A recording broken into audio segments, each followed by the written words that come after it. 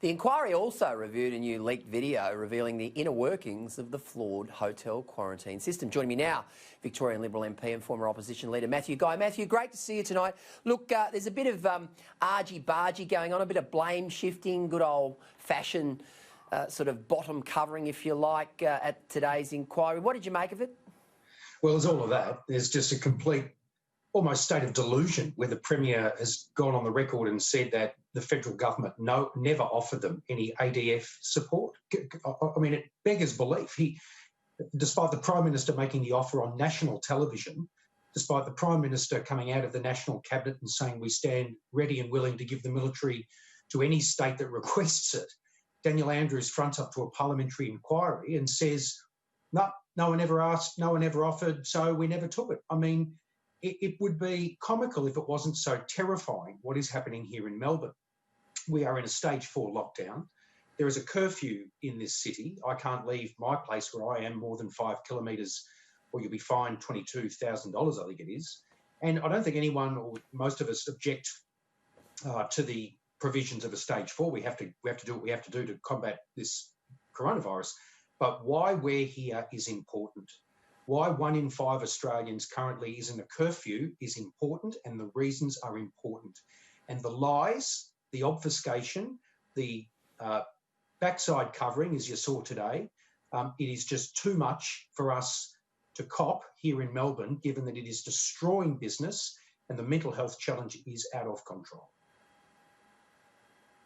I find it extraordinary, Matthew, that, as you say, he's putting up one narrative that the ADF, the whole narrative around the ADF was never contemplated, and yet Linda Reynolds, the Defence Minister, and I think it's incumbent upon her to probably explain or at least provide some documentation which shows that it was offered up. But I mean, for a Premier of the state, in a situation right now where his people are hurting, to be telling porkies at an inquiry, I find that absolutely appalling.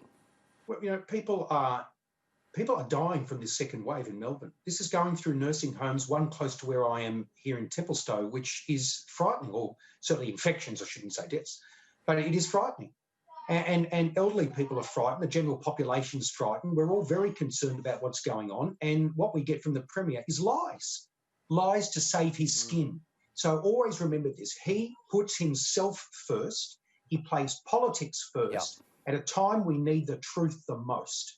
And that says everything about Daniel Andrews, his government, and more the point, the kind and the style of Premier that he is.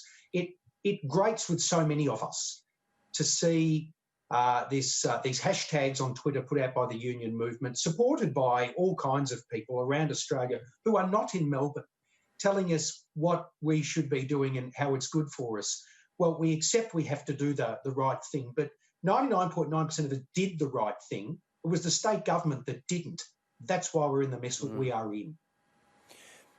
But Matthew, he does have some supporters. Former New South Wales Liberal Premier Mike Baird has come out and supported Daniel Andrews, which I found somewhat surprising.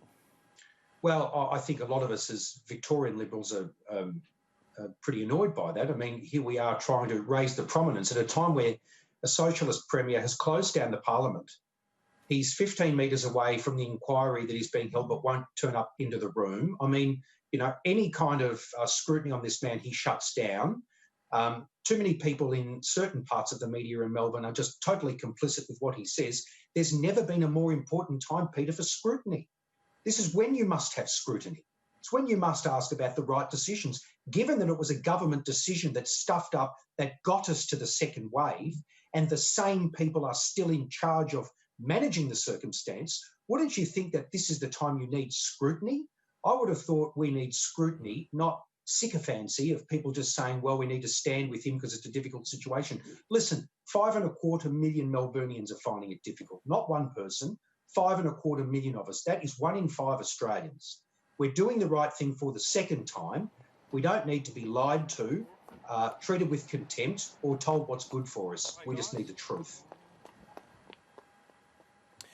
You know what, Matthew? I don't think much good happens when anyone tweets at midnight, particularly a health minister during a pandemic and a crisis. But the tweets of Jenny Mikakos on Saturday night were quite bizarre, and of course Janet Albrechtsen has skewered her in the Australian today. But I mean, here's a health minister who's finding it very, very difficult. You talk about accountability. Where's the accountability for her?